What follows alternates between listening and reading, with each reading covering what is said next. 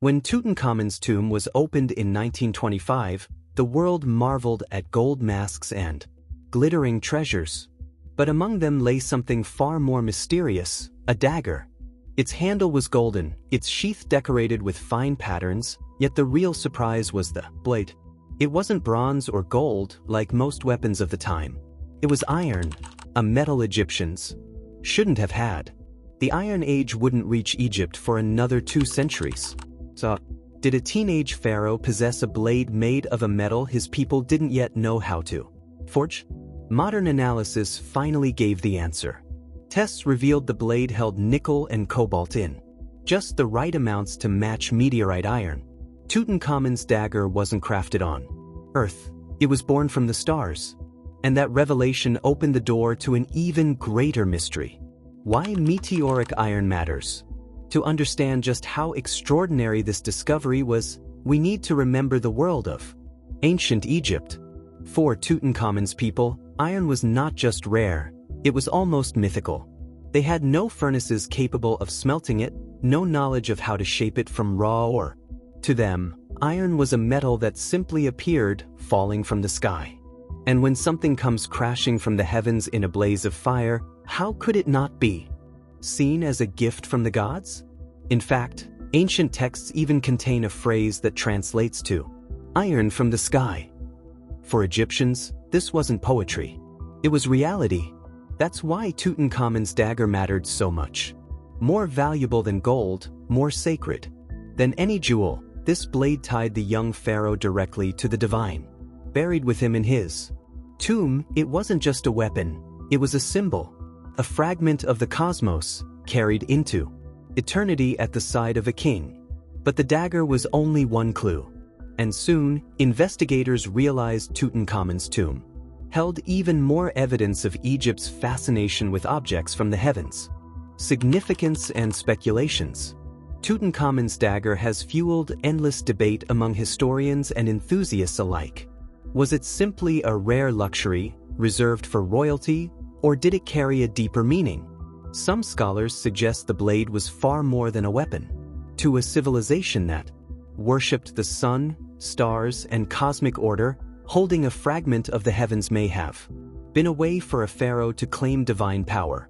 The dagger could have symbolized his role as a bridge between earth and the gods, his authority not just written in stone, but written in the sky. Others take it further. Rumors suggest that meteoric iron may have been deliberately sought out, collected, and treasured, perhaps even traded across kingdoms. While evidence is limited, the idea adds another layer to the mystery. Did ancient Egyptians understand that these stones from heaven were different, special, and meant only for the elite? What we do know is clear. Tutankhamun wasn't the only one buried with unusual cosmic relics. His treasures hint at more artifacts that may share a similar otherworldly origin. And one of them, tucked inside his burial chamber, might be even stranger than the dagger itself. Other space-linked artifacts. Among Tutankhamun's treasures was another object that sparked just as much fascination as the dagger, a golden breastplate inlaid with a scarab-shaped stone. At first glance, seemed like an ordinary gemstone. But when researchers tested it, the truth was stranger. The scarab wasn't carved from a mineral at all. It was made of a rare type of natural glass. This glass didn't come from workshops or kilns. Its chemical signature pointed to the Great Sand Sea, a vast desert on the edge of ancient Egypt. And the only force capable of producing such glass? Temperatures so extreme that sand itself melted instantly. Geological evidence suggests this could only have been caused by a meteor strike thousands of years earlier, an explosion so powerful it was said to rival nuclear fire. The scarab on Tutankhamun's breastplate wasn't just decorative, it was born from a cosmic impact, forged in a fireball that scorched the desert. Just like the dagger, it was a piece of the sky, carried into the tomb of a king. But the mysteries didn't stop with Tutankhamun. Across Egypt, other strange artifacts, the enigmatic Sabu disk, have stirred speculation about ancient knowledge of the cosmos.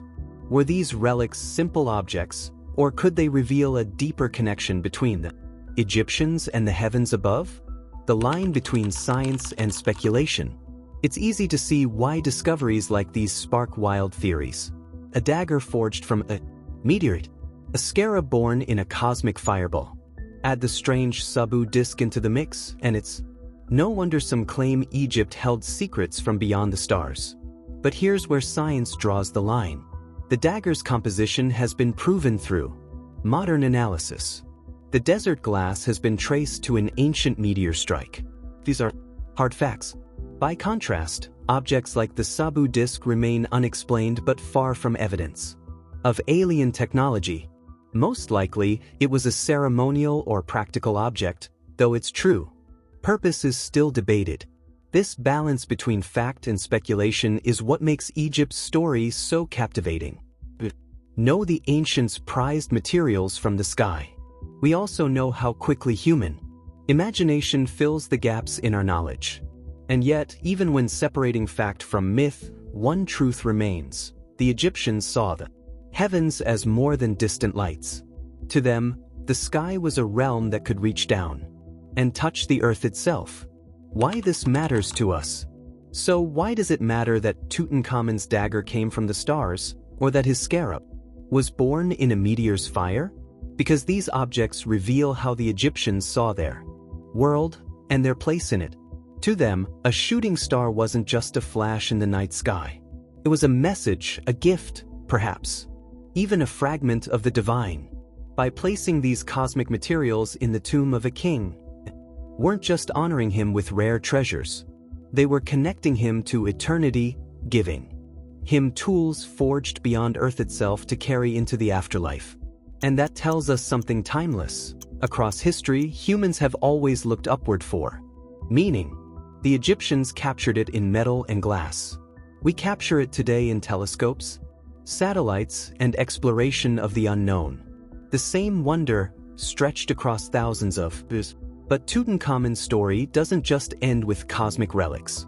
It leaves us with a question: what other secrets, buried deep in the sands of Egypt, might still be waiting to remind us of our connection to the stars?